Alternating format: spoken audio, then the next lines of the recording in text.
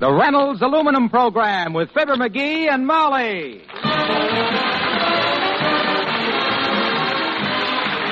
The Reynolds Metals Company, makers of Reynolds Aluminum, presents Fibber McGee and Molly transcribed with Bill Thompson, Gail Gordon, Dick LeGrand, Joe Forte, Mary Jane Croft, and me, Harlow Wilcox. The show is written by Phil Leslie and Keith Fowler and directed by Max Hutto with music by the King's Men and Billy Mills Orchestra.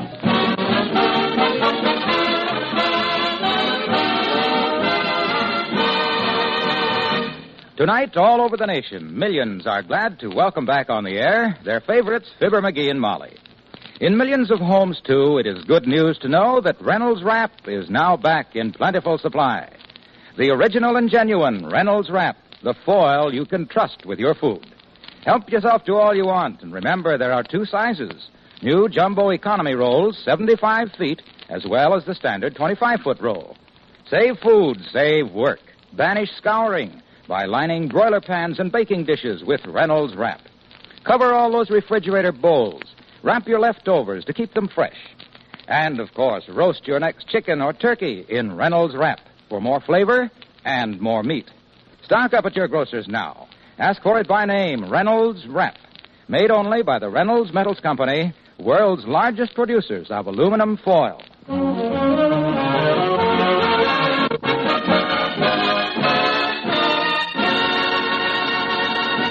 If you had an old school chum who married money, like Mrs. McGee has, and if all you married was McGee, like Mrs. McGee did, you'd probably build things up in your letters to your chum, like Mrs. McGee does. And if the chum was suddenly coming to visit you this afternoon, you'd be upset, too, like Mrs. McGee, of Fibber McGee and Molly.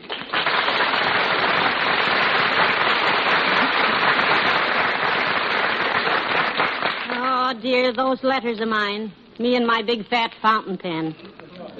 McGee, put these linen napkins on the table, will you? Sure, kiddo. Move the cups over to make room for my crystal glasses. Okay. My gosh, as the guy said to the baggage man who was loading 5 St. Bernards on the train, you sure are putting on a lot of dog. Well, I'll just have to do the best I can, that's all.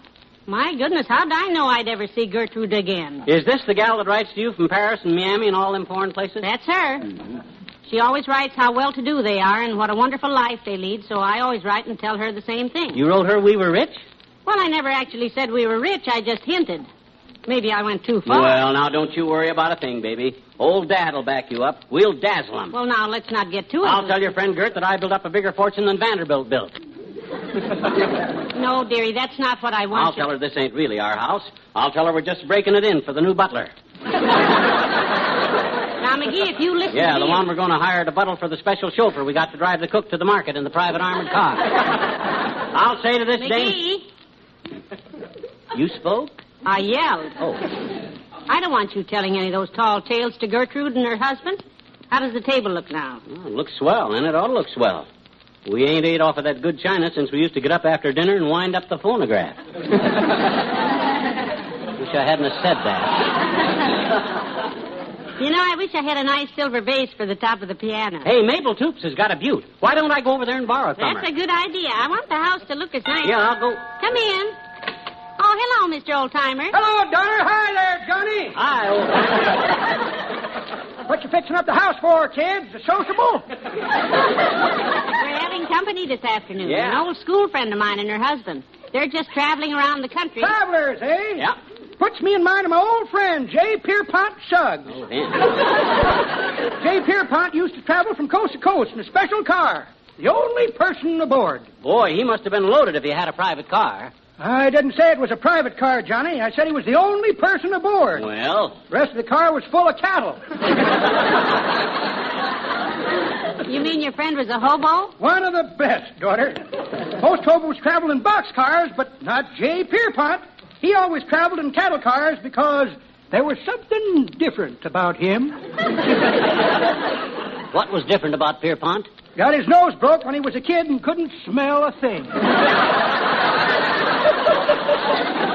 Well, that would help. Wasn't he ever put in jail for stealing rides? Oh, no, daughter. He had a system. Yeah? He bought an old cowhide complete with horns and head and slipped it on him when he was in a cattle car. Anybody that looked in just thought one of the cows was kind of puny. Heavenly days. Only got him in trouble once. Down in Texas, the train stopped, and a fellow went through the cars, branding all the cattle. Oh, boy. To this very day, J. Pierpont won't take off his pants in public because he's scared the Triple Bar X Ranch might claim him.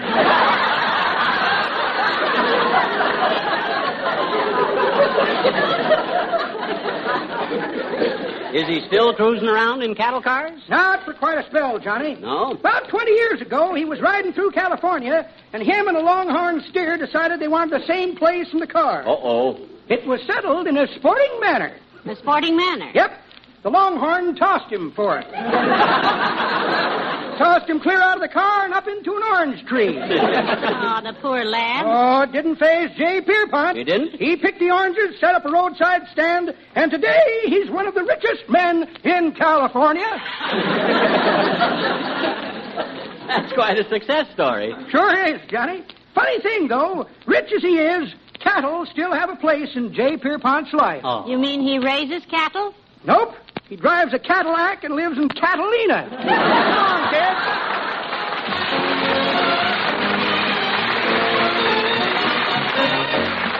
Billy Mills in the orchestra and sing a little song.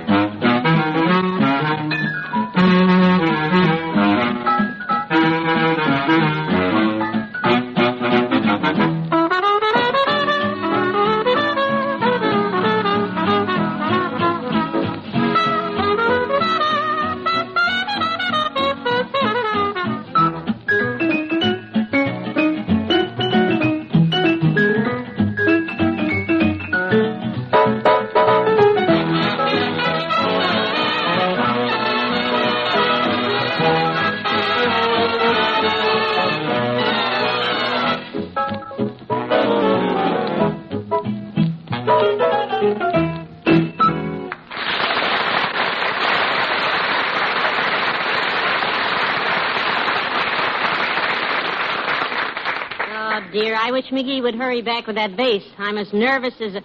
How'd I get myself into this? I never should have written Gert such fancy letters. Well, kiddo, I'm back. I got the silver vase from Mabel Toops, and it sure is a beaut. And a dozen roses to go into it, too. Roses? Yeah. Oh, they're beautiful, McGee. I picked them just for you, kiddo. Pick them? Old man Jekyll's backyard. He come out the door and almost saw me, too, but I scrammed. McGee, you... Yeah, when I seen him come out the door, I had to duck around the corner from Jekyll and Hyde. My gosh, don't you get it, Molly? Jekyll and Hyde, it's a literary pun based on... Ain't funny, McGee. Ain't? No, and I'd make you take them right back if I didn't need them so badly to dress up the house. Uh-oh. Come in. Oh, good morning, Ole. Well, good morning, missus. The same to you, McGee. Hi, Ole. Say, Molly's got some swank friends coming here today, and we're fixing the joint up. You got any family heirlooms we could borrow? No, McGee, we don't have anything worth a whoop. Yeah? We used to have some very nice old china plates, but they got broken in the last invasion from Venus. Invasion from Venus? Yeah, my two little boys, Sven and little Ole, they're all the time playing War in the Future games. Oh? Sometimes they're American space cadets, and sometimes they're invaders from Venus with two heads. Good gracious. But even when they're space cadets, they act like they got two heads. They sort of tear things apart, huh? McGee, it's just plain murder. Yeah? Yesterday, they get what they call an atomic jet-propelled super radar disintegrator. What in the world would that be? A bunch of firecrackers. And then they launch it into space by putting it on the rear end of a guided missile. The rear end of a guided missile? Sure, our dog Jupiter's tail. And then they synchronized their Mickey Mouse watches, and Jupiter takes off at 0100, comes flying through the kitchen window at 12 o'clock high. Wow. And he scores a direct hit on the food the missus is fixing and knocks the smorgas out of the bowl. Goodness, Ole, that's a little frightening, isn't it? You said so, missus. By them kids, they used to scare the britches off of me and my missus. Well, that is, off of me, they scare the britches. My missus, you know, she don't, well, what I mean is, ladies don't bet. Well, say something, McGee. Don't you stood there. Hi, Ole. Hello. Hello, McGee. Hello, missus. I couldn't stay now. I used to drop by to say so long about you fellas.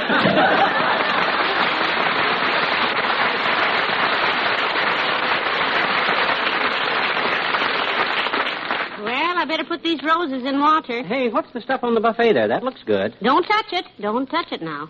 I ordered some fancy things to eat from the store. Oh? Some imported cheese and caviar. Oh. And- Well, the crackers and cheese look good, but what's that bowl full of BBs for?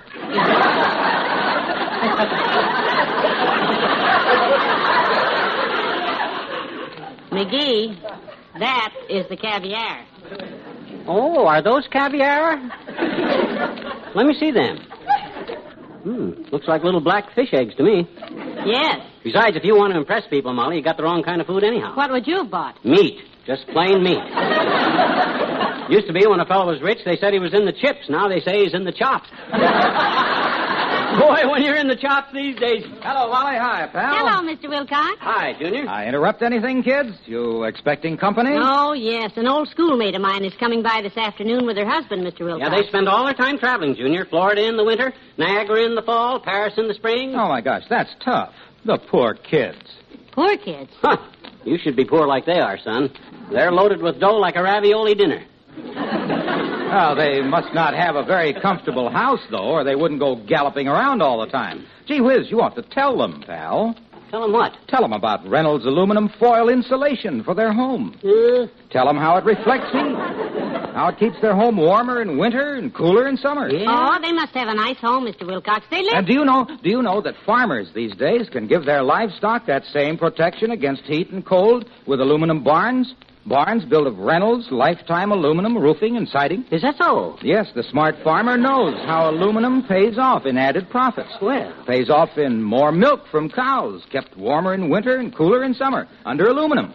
Reynolds aluminum. Oh, I'm in favor of keeping cows cool, Junior. In fact, if there's anything I hate, it's a hot cow.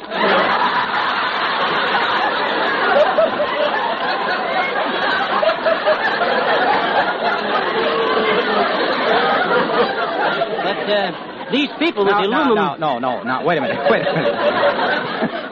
Now, look, take an aluminum poultry house, for instance. Oh? That pays off in bigger chickens, in more eggs. Yeah? And aluminum hog barns pay off in more pounds of pork per pig. More pork per pig, huh? And not only does Reynolds lifetime aluminum roofing and siding help the farmer to make money by helping him to produce More pork per pig? but it also helps him save money by cutting down his costs. Oh. Because aluminum is rust-proof. Mm-hmm. It lasts and lasts with no need for painting. More pork per pig. We ought to pick up a few prize pigs, Molly, because if I could produce more pork per pig, I could have plenty of pounds of prize pork and maybe make a pretty penny out of them precious pigs, because pigs is pigs, and pound for pound, you got to go for the pork. You got to go now. Yeah.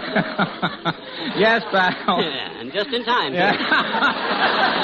Yes, pal. I really do have to go. And look. Yeah? I'm used to you, of course, but I hope you don't keep interrupting Molly's friends when they try to talk this afternoon like you do me. What you mean? Well, you don't want them to go away from here thinking Molly had her wedding in the basement of the railway depot, do you?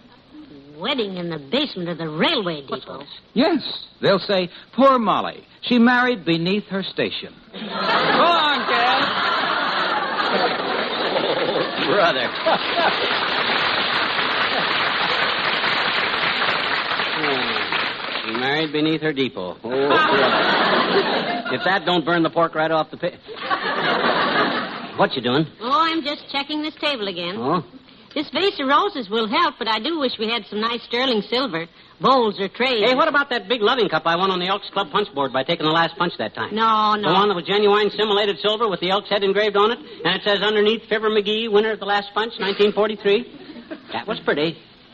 Where's that? I planted it.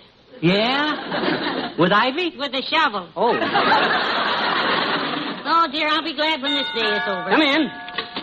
Hello, Molly. McGee. Oh, it's nice to see you, Mr. Mayor. Oh, hi, Latrivia. Say, you're just the guy we want to see. Yes, I have a problem, Mr. Mayor. Terrible. What sort of a problem, Molly? Well, an old girlfriend is coming to visit me. One I haven't seen since school days. Yeah. I've written to her and bragged a bit about my successful marriage, so naturally there's only one thing I can do. Naturally. Hide McGee in the hall closet. Why, you baby-kissing windbag, I ought to punch you. Now, McGee. Well, he makes me... Well, what I meant, Mr. Mayor, is that I'm trying to make our little home look as prosperous as possible, so we're borrowing a few nice things from our friends. Oh, I see. Well, I have quite a fine silver tea service I'd be happy to lend you, if McGee is willing to be helped by a baby-kissing windbag. Oh, no offense, Latrivia. My gosh, this close to election time, you ain't the only guy that's kissing babies. Anyhow, it's good for the kids. They learn early in life that they got to face some pretty horrible things. Well, personally, I feel that baby kissing can be overdone. Mm-hmm. It becomes a routine habit, as in the case of Alderman Kerwood. Oh, what happened to him, Mr. Mayor? He formed the habit very strong. Yeah? Whenever he saw a woman pushing a baby carriage, he automatically leaned over and kissed the baby on the head. Oh, poor Kerr. So? So, one day, he was in a market and saw a woman pushing one of those baskets on wheels. Yeah? Without a moment's hesitation, the alderman leaned over and kissed a cantaloupe. Ah, this silly man, as if a cantaloupe ever voted.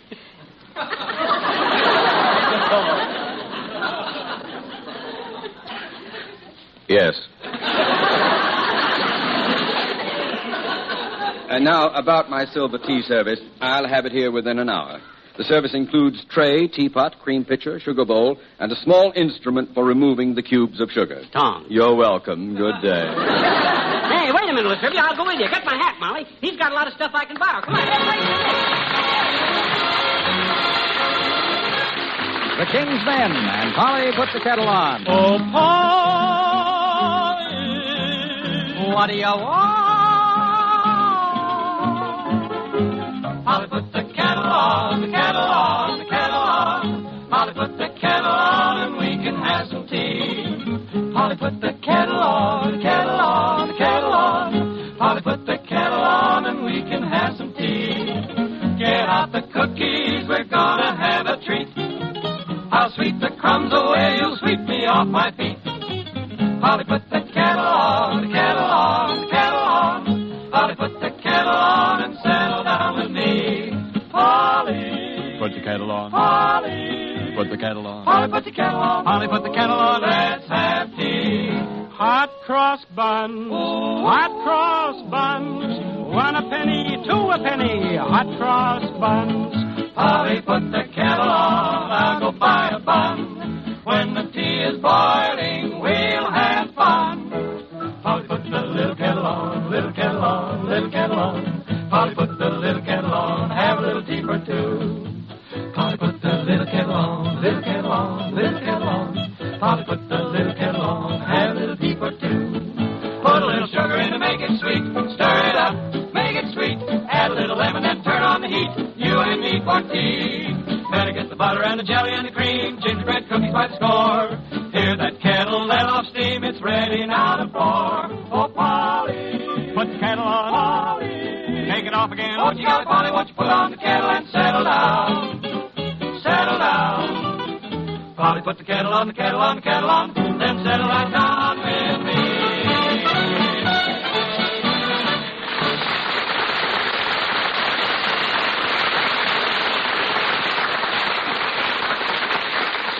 Now, let me see. I'll put the vase of roses on the end table here.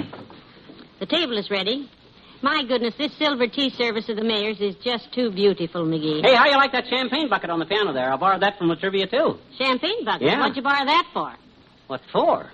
My gosh, you want us to look underprivileged? Gee whiz, all them millionaires drink champagne. Out of a bucket? No. No, Molly, they drink it out of evening slippers. I was going to set a pair of your slippers up there next to the bucket in case Gert's husband gets thirsty, but them open-toed shoes leak so bad that I thought it was... No, McGee, we will not have any champagne. Okay, I couldn't borrow any anyhow. I did loan myself a box of La Trivia's dollar cigars while I was there, though, and boy, they...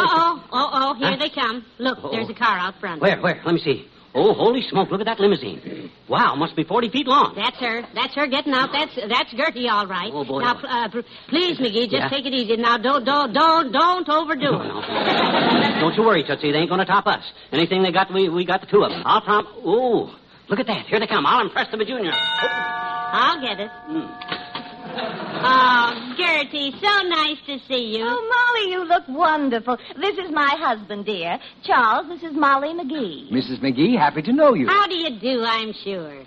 And this is my husband. Dearie, this is Mr. and Mrs. Jones. Charmed, I'm sure. Come on, both of you. Yes, pray do. So glad you could drop by. Have a cigar, Charles? A dollar cigar? Thank you. I don't believe I can. Take a handful. Take $4 or $5 worth.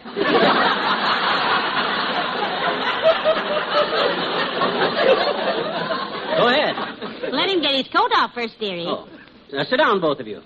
Sit there on the divan right in front of the imported sterling silver tea service, child. It's very handsome silver, isn't it, Gertrude? Oh, it's lovely, Molly. English, isn't it? English? Why, I really... Quite. Molly and I picked it up on one of our trips. Huh? Just knockabout stuff, really. Our good set is in the vault, isn't it, Molly? Well, it isn't out here, is it? Very well put, my dear. This is a charming little house you have, Molly. So compact, don't you think so, Charles? Yes, very. Gertrude and I just rattle around in that place of ours. I'll bet it's beautiful, though. Yeah, we're just camping out here, of course. Having the big house done over, you know. The country place. Oh, you have a country house? McGee loves the country. He was raised in it, you know. Quite a modest home, really, Charles. Nothing elaborate. I don't suppose the house has over 30 or 40 rooms. Dearie, now, please, let's talk about you, Gertrude. Oh, yeah. You and Charles must have a lot of fun. Your last letter from New Orleans sounded wonderful. Oh, yes, Charles and I love New Orleans. Oh, yes, New Orleans. I love it. I suppose you've seen the French Quarter there. No, you bet. I always watch for them things when I'm traveling.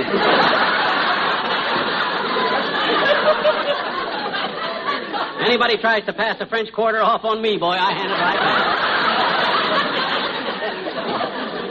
back. Dearie, Gert is talking about old New Orleans. The French Quarter. Old or new, nobody hands me any for it. You were in England last year, weren't you, Gert? I got a card. Yes, we had a lovely trip, Molly. Stopped in Bermuda on the way home and spent some time with the Duke and Duchess of Windsor. Oh. They're grand people. Oh, yes. Wally's an old friend, you know. Ah, yes, good old Wally. How is he, anyhow? He? Wally is the Duchess, dearie. He is? Got promoted again, eh?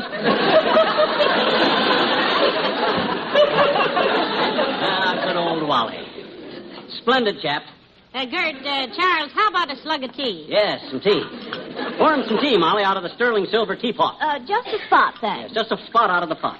So as I was saying, McGee, Gertrude and I had a delightful time in England. Yes, Charles loves English cars, you know. Yes, I'm especially fond of the Rolls-Royce. Aren't you, McGee? Oh, yeah, great little car, if you're left-handed. I like a big car myself. Yes, he does. The car we ride in the most is about 60 feet long. It has 8 wheels and it's painted a sort of a streetcar red.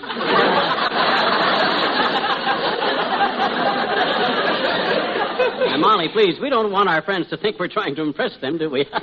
After all, well, I'll get it. Butler's day off, you know. Have to answer our own phone. Molly Bohr, probably my banker. Be firm with it, dearie. Will you go back home from here, Gert, or... We're not sure, Molly. We may drive south from here and fly down to Havana for a while. Oh, Havana. We often talk about going there, but you know how it is. Yes, I suppose Mr. McGee is pretty busy making money like he does. Yes, just making ends... Oh, who was it, dearie? Call was for you, Charles. Me? Yeah. Mr. Vanderbuck. Uh-oh. Said to tell you to put your chauffeur cap back on and get that Rolls Royce over to the hotel pronto. Wants you to drive him someplace. Whoops. How's that? Chauffeur cap? You mean... And Gertie, Mrs. Vanderbuck says to get over there and help her into her girdle. Says you know she can't get into it without you. Oh, she told me I could have the afternoon off. No wonder she can't keep a maid the way she pushes us around. Maid and chauffeur? You mean all those... Yes, it's our job. Well, heavenly days. Gertrude Jones. Oh, I'm sorry, Molly. We've always wanted to be richer. So have we, Gert. How's that? You too? Why, sure, we can dream, too. McGee, get the car out and return this borrowed silver. Borrowed? You mean you borrowed? Yeah, we're just trying to keep up with the Joneses.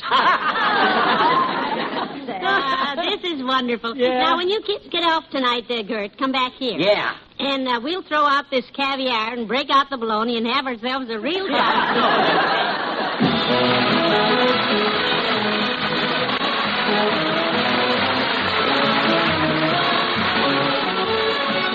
Fibber and Molly return in a moment. On hot days this past summer, maybe you regretted not having put in that heat-reflective insulation you've heard so much about. Reynolds Aluminum Reflective Insulation. Well, listen. Aluminum's heat reflection works both ways for year-round comfort. It throws summer heat off, and it reflects the heat from your furnace or stove back inside the house where you want it. It's also a wonderful vapor barrier. This Reynolds aluminum foil bonded to craft paper. It's clean, pliable, easy to tack or staple in place. If you'd like a free sample of Reynolds Aluminum Reflective Insulation, we'll be glad to send it to you. Just mark insulation on a postcard with your name and address and send it to Reynolds Metals Company, Louisville 1, Kentucky. That's Reynolds Metals Company, Louisville 1, Kentucky. You'll see why builders look to aluminum for progress and to Reynolds Metals Company for progress in aluminum.